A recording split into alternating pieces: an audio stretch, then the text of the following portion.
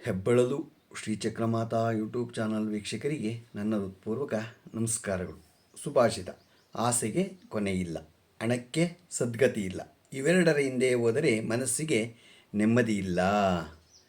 ಗೊತ್ತಾಯ್ತಾ? ಆಸೆ ಅಂದ್ಕೊಂಡು ಹೋಗಬಾರ್ದು, ನಾವು ಹಣದ ಹಿಂದೆಲೇ ಹೋಗಬಾರ್ದು. ಹೋದರೆ ಇದಕ್ಕೆ ನಮಗೆ ನೆಮ್ಮದಿ ಸಿಗಲ್ಲ. ಇವತ್ತು ದಿನಪಂಚಾಂಗಕ್ಕಿಂತ ಮುಂಚೆ 3ನೇ ದಿನದ ಪಾರಾಯಣ, ಮಾಘ ಮಾಸದ ಪಾರಾಯಣವನ್ನು, ವಿಂಧ್ಯ ಪರ್ವತ ವೃತ್ತಾಂತದ ಬಗ್ಗೆ ತಿಳ್ಕೊಳ್ಳೋಣ. ಗಣನಾನ್ತ್ವಾ ಗಣಪತಿಗುಂ ಹವಾಮಹೇ ಕವಿಂ ಕವೀನಾಪಮಶ್ರವಸ್ತಮಂ ಜ್ಯೇಷ್ಠರಾಜಂ ಬ್ರಹ್ಮಣಾಂ ಬ್ರಹ್ಮಣಸ್ಪತ ಆನುಶೃಣ್ವನ್ನೋತಿಭಿಸ್ಸೀದ ಸಾದನಂ. ಶ್ರೀ ಗುರುಭ್ಯೋ ನಮಃ. ಹರಿ ಓಂ. ವಸಿಷ್ಠರು ಹೇಳುತ್ತಿದ್ದಾರೆ: ರಾಜ, ನಾನು ಹೇಳಲಿರುವ ವಿಷಯ ತುಂಬ ಪುರಾತನವಾದದ್ದು. ಒಂದು ಸಮಯದಲ್ಲಿ ವಿಂಧ್ಯ ಹಿಮಾಲಯ ಪರ್ವತಗಳು ಮಧ್ಯೆ ಇರುವ ಪ್ರದೇಶದಲ್ಲಿ ಕ್ಷಾಮ ತಲೆದೋರಿತು. ಕುಡಿಯುವುದಕ್ಕೆ ನೀರಿಲ್ಲದೆ ಸಾಂಕ್ರಾಮಿಕ ರೋಗಗಳು ಹರಡಿ ಮನುಷ್ಯರು, ಪಶುಗಳು ಬಹಳವಾಗಿ ನಾಶಗೊಂಡರು. ಆದ್ದರಿಂದಾಗಿ ಯಜ್ಞಯಾಗಾದಿ ಕಾರ್ಯಗಳಾಗಲಿ ದೇವತಾ ಪೂಜೆಗಳನ್ನಾಗಲಿ ಮಾಡಲಾರದೆ ಹೋದರು. ಅರಣ್ಯಗಳು ತಪಸ್ಸು ಮಾಡುವ ಮಹರ್ಷಿಗಳು ಸಹಿತ ಆ ಬರದ ಹಾಹಾಕಾರಕ್ಕೆ ತುತ್ತಾಗಿ ಆಶ್ರಮಗಳನ್ನು ಬಿಟ್ಟು ಹೋಗಬೇಕಾಗಿ ಬಂತು. ರೇವಾ ನದಿ ತೀರದಲ್ಲಿ ಫಲ ವೃಕ್ಷಗಳು, ಧಾನ್ಯ ಬೆಳೆಯುವ ಭೂಮಿಗಳು ನೀರಿಲ್ಲದೆ ಬರಡಾಗಿ ಹೋಯಿತು. ಕನಿಷ್ಠ ಕುಡಿಯುವುದಕ್ಕೆ ಸಹ ನೀರು ದೊರಕುತ್ತಿರಲಿಲ್ಲ. ಆಗ ಭೃಗು ಮಹರ್ಷಿಗಳು ಆ ಬರದ ಪ್ರದೇಶದಲ್ಲಿ ವಾಸ ಮಾಡುತ್ತಿದ್ದರು. ಮಹಾತಪಸ್ವಿಗಳಾದ ಭೃಗು ಮಹರ್ಷಿಗಳು ಕೂಡ ಆ ಕ್ಷಾಮವನ್ನು ಸಹಿಸಿಕೊಳ್ಳಲಾರದ ಹೋದರು. ಎಷ್ಟೋ ವರ್ಷಗಳಿಂದ ಆ ಪ್ರದೇಶದಲ್ಲಿ ಇದ್ದುದರಿಂದ ಅಲ್ಲಿಂದ ಹೋಗುವುದಕ್ಕೆ ಇಷ್ಟವಿಲ್ಲದಿದ್ದರೂ ವಿಧಿಯಿಲ್ಲದೆ ಹಿಮಾಲಯ ಪ್ರದೇಶಕ್ಕೆ ವಲಸೆ ಹೋಗ್ತಾರೆ. ಆ ಕ್ಷಾಮ ಅಂದರೆ ಎಲ್ಲರಿಗೂ ಅಷ್ಟೇ, ಗೊತ್ತಾಯ್ತಾ? ಅದಾಗಲೇ ಎಲ್ಲರಿಗೂ ಅದರದ್ದು ಬೆಲೆ ಗೊತ್ತಾಗೋದು. ಹಿಮಾಲಯ ಪರ್ವತದ ಅನತಿ ದೂರದಲ್ಲಿ ಪಶ್ಚಿಮ ಭಾಗದಲ್ಲಿ ಒಂದು ಪರ್ವತವಿದೆ. ಆ ಪರ್ವತದ ಅನತಿ ದೂರದಲ್ಲಿ ಕೈಲಾಸ ಪರ್ವತವಿದೆ. ಈ ಪರ್ವತವು ಬೆಳ್ಳಗೆ ರಜತದಂತೆ ಹೊಳೆಯುತ್ತಿದೆ. ಆ ಪರ್ವತ ಮೇಲ್ಭಾಗವು ಹಾಗೂ ಕೆಳಭಾಗವು ಸ್ಫಟಿಕ ಶಿಲೆಗಳಿಂದ ಬೆಳಗುತ್ತಾ ಮಧ್ಯಭಾಗದಲ್ಲಿ ಇಂದ್ರನೀಲಮಣಿಗಳಿಂದ ನೀಲಮಯವಾಗಿದ್ದುದು.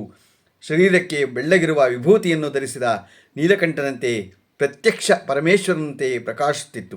ಎಷ್ಟೋ ಮಹರ್ಷಿಗಳು, ಸಿದ್ಧರು, ಪ್ರಜ್ಞರು ಆ ಪರ್ವತಕ್ಕೆ ಆಗಮಿಸಿ ಶ್ರೀಮನ್ನಾರಾಯಣನ ಅನನ್ಯ ಭಕ್ತಿ ಭಾವದಿಂದ ಪ್ರಾರ್ಥಿಸುತ್ತಿದ್ದರು, ತಪಸ್ಸನ್ನು ಆಚರಿಸುತ್ತಿದ್ದರು.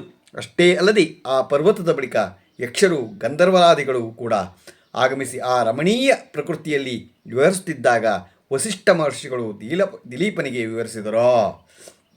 ಆಗ ದಿಲೀಪನು ವಸಿಷ್ಠರನ್ನು ಉದ್ದೇಶಿಸಿ: ಬ್ರಹ್ಮ ಋಷಿಗಳಾದ ವಸಿಷ್ಠ ಮಹರ್ಷಿಗಳೇ, ಆ ಪರ್ವತವನ್ನು ಕುರಿತು ಹೇಳಿದ ಮಾತುಗಳು ನನ್ನನ್ನು ಆಶ್ಚರ್ಯಚಕಿತನನ್ನಾಗಿ ಮಾಡಿದರೆ ಆ ವಿಚಾರವಾಗಿ ಇನ್ನಷ್ಟು ವಿಶೇಷಗಳನ್ನು ತಿಳಿಸಬೇಕಾಗಿ ಪ್ರಾರ್ಥನೆ ಮಾಡ್ತಾರೆ. ಪುನಃ ವಸಿಷ್ಠ ಮಹರ್ಷಿಗಳು ದಿಲೀಪನನ್ನು ಕುರಿತು: ರಾಜ, ನಿನ್ನ ಇಷ್ಟದಂತೆಯೇ ವಿವರವಾಗಿ ಹೇಳುತ್ತೇನೆ, ಸಾವಧಾನ ಚಿತ್ತದಿಂದ ನೀನು ಕೇಳು. ಆ ಪರ್ವತ ತುಂಬ ವಿಚಿತ್ರವಾದುದು. ವಿಚಿತ್ರ ಮರಗಳಿಂದ, ಪುರಾತನ ವನ್ಯಮೃಗಗಳಿಂದ, ಅನೇಕ ವಿಧಗಳಿಂದ ಕೂಡಿದ ಪಶು ಪಕ್ಷಿಗಳಿಂದ ಕೂಡಿರುವ ಆ ಪರ್ವತವು 30 ಯೋಜನೆಗಳ ಉದ್ದದಿಂದ ಕೂಡಿದ್ದು 10 ಯೋಜನೆಗಳ ಎತ್ತರದಿಂದ ಕೂಡಿದ್ದಾಗಿದೆ. ರಮ್ಯ ಮನೋಹರವಾಗಿ ಕಂಗೊಳಿಸುತ್ತಿತ್ತು.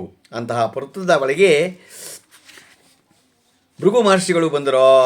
ಆ ಸುಂದರ ನಯನಾನಂದಕರ ದೃಶ್ಯವನ್ನು ನೋಡಿ ಹರ್ಷಿತರಾದರು. ತಾವು ತಪಸ್ಸು ಮಾಡುವುದಕ್ಕೆ ಅನುಕೂಲಕರವಾದ ಶ್ರೇಷ್ಠ ತಾಣವೆಂದು ನಿರ್ಣಯಿಸಿದರು. ಅಲ್ಲೇ ಆಶ್ರಮವನ್ನು ನಿರ್ಮಿಸಿಕೊಂಡು ತಪಸ್ಸನ್ನು ಆಚರಿಸುತ್ತಿದ್ದರು. ಹೀಗೆ ಕೆಲವು ಕಾಲ ಕಳೆಯಿತು.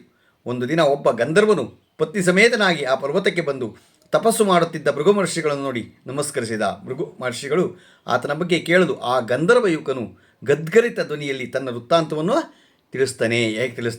ಗಂಧರ್ವ ಯುವಕನ ಚರಿತ್ರೆ ಏನೇನು? ಈ ಭೃಗು ಮಹರ್ಷಿಗಳು: ಓ ಭೃಗು ಮಹರ್ಷಿಗಳೇ, ನನ್ನ ಕಷ್ಟವನ್ನು ಏನೆಂದು ಹೇಳಿದಿ? ನಾನು ಪೂರ್ವಜನ್ಮದಲ್ಲಿ ಮಾಡಿದ ಪುಣ್ಯಫಲದಿಂದ ಸ್ವರ್ಗವು ಪ್ರಾಪ್ತವಾದುದು. ನನಗೆ ಹುಲಿಮುಖ ಏರ್ಪಟ್ಟಿತು. ಯಾವ ಕಾರಣದಿಂದ ನನಗೆ ಹೀಗಾಯಿತೋ ಗೊತ್ತಿಲ್ಲ. ಈಕೆ ನನ್ನ ಪತ್ನಿ, ಅತಿ ರೂಪವತಿ, ಗುಣವಂತೆ, ಮಹಾಸಾಧ್ವಿ. ಆದರೆ ಈ ನನ್ನ ವಿಕೃತ ರೂಪದಿಂದಾಗಿ ನಾನು ನಿಷ್ಪ್ರಯೋಜಕನಾಗಿದ್ದೇನೆ. ಆದ್ದರಿಂದ ನನ್ನ ಈ ವಿಕೃತ ರೂಪಕ್ಕೆ ಕಾರಣವೇನು?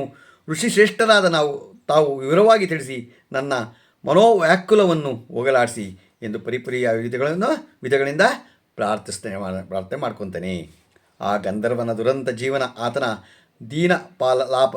ದೀನಲಾಪನೆ, ಆತನ ವೃತ್ತಾಂತ ಕೇಳಿ ಭೃಗು ಮಹರ್ಷಿಗಳು ಹೃದಯ ಕಲಕಿತು. ಗಂಧರ್ವನಿಗೆ ಹೇಗಾದರೂ ತನ್ನ ಶಕ್ತಾನುಸಾರ ಸಹಾಯ ಮಾಡಬೇಕೆಂದು ನಿಶ್ಚಯಿಸಿದರು. ಎಲೆ ಗಂಧರ್ವ ಕುಮಾರ, ನೀನೊಬ್ಬ ಅದೃಷ್ಟಹೀನನು. ಅದೃಷ್ಟಹೀನತೆಯಿಂದಲೇ ನಿನಗೆ ಈ ಕಷ್ಟದಶೆ ಉಂಟಾಗಿದೆ. ಪಾಪ, ಬಡತನ, ದುರಾದೃಷ್ಟ ಎಂಬ ಈ ಮೂರು ಪ್ರಾಣವನ್ನು ಕುಗ್ಗಿಸುತ್ತದೆ. ಈ ಮೂರನ್ನು ನಿವಾರಿಸಿಕೊಳ್ಳಬೇಕೆಂದರೆ ಮಾಘ ಮಾಸ ಸ್ನಾನವ ಪರಮ ಔಷಧ. ಮನುಷ್ಯರೆಲ್ಲರೂ ಜಾತಿ ಮತ ತಾರತಮ್ಯಗಳಿಲ್ಲದೆ ಆಚರಿಸತಕ್ಕ ಪರಮಾವಧಿ ಮಾರ್ಗ ಇದೊಂದೇ. ಆದ್ದರಿಂದ ನೀನು ನಿನ್ನ ಪತ್ನಿ ಸಮೇತನಾಗಿ ಈ ಪರ್ವ ದಿನದಿಂದ ನದಿ ಸ್ನಾನವನ್ನು ಆಚರಿಸು. ಅಷ್ಟೇ ಅಲ್ಲದೆ ಇಂದು ಮಾಘ ಮಾಸವಲ್ಲವೇ, ಪ್ರಶಸ್ತವಾದ ದಿನಗಳು ಎಲ್ಲವೂ ಕೂಡಿ ಬಂದಿದೆ.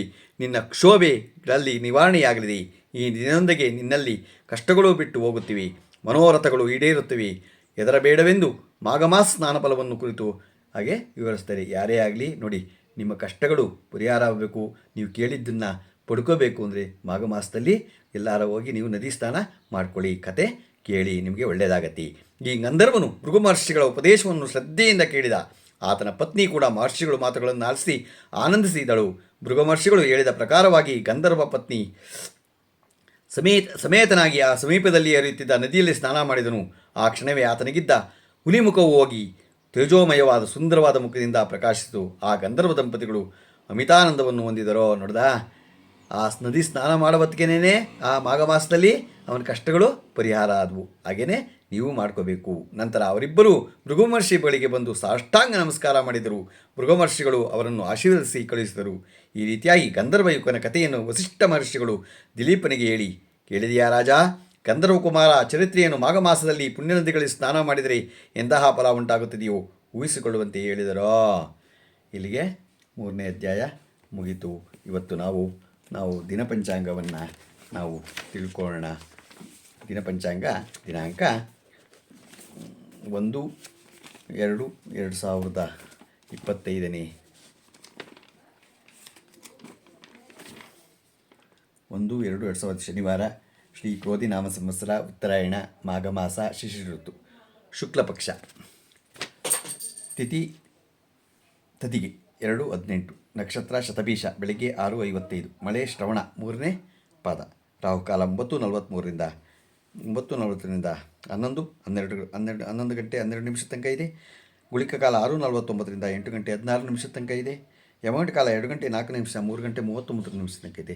ಇವತ್ತು ಯಾರು ಹುಟ್ಟುಹಬ್ಬ ಆಚರಿಸ್ಕೊತಿದ್ರು, ಮದುವೆಯಾದ ದಂಪತಿಗಳು ವಾರ್ಷಿಕೋತ್ಸವ ಆಚರಿಸ್ಕೊತಿರೋರಿಗೆ ನಮ್ಮ ಹೆಬ್ಬಳಲು ಶ್ರೀ ಚಕ್ರಮಾತಾ ಯೂಟ್ಯೂಬ್ ಚಾನಲ್ ಕಡೆಯಿಂದ ಶುಭ ಕಾಮನೆಗಳನ್ನು ತಿಳಿಸ್ತೀವಿ. ದೇವರವರಿಗೆ ಆಯಸ್ಸು, ಆರೋಗ್ಯ, ಐಶ್ವರ್ಯ ಎಲ್ಲ ಕೊಟ್ಟು ಕಾಪಾಡಲಿ ಅಂತ ನಾನು ಕೇಳ್ಕೊತೀನಿ. ನಮ್ಮ ಹೆಬ್ಬಳಲು ಶ್ರೀ ಚಕ್ರಮಾತಾ ಯೂಟ್ಯೂಬ್ ಚಾನಲ್ ಯಾರು ಸಬ್ಸ್ಕ್ರೈಬ್ ಆಗಿಲ್ವೋ ದಯಮಾಡಿ ಸಬ್ಸ್ಕ್ರೈಬ್ ಆಗಿ, ಲೈಕ್ ಕೊಡಿ. ಇದು ನಿಮ್ಮದೇ ಚಾನಲ್ ಆಗಿರೋದ್ರಿಂದ ನಮ್ಮ ಲಿಂಕನ್ನು ಬೇರೆ ಗ್ರೂಪ್ಗಳಿಗೆ ಫಾರ್ವರ್ಡ್ ಮಾಡಿ. ಯಾರು ಮಾಘ ಮಾಸದಲ್ಲಿ ಮಾಘ ಪುರಾಣ ಕೇಳಿ ನದಿನಲ್ಲಿ ಒಂದು ಸ್ನಾನ ಮಾಡ್ಕೊಂಬಂದರೆ ನಿಮ್ಮ ಕಷ್ಟಗಳೆಲ್ಲ ಪರಿಹಾರ ಆಗತ್ತೆ ಅಂತ ಭಗವಂತ ತಿಳಿಸಿದ್ದಾನೆ. ಅದರಿಂದ ನೀವು ಎಲ್ಲ ಆಚರಣೆ ಮಾಡಿ. ನಮಸ್ಕಾರಗಳು.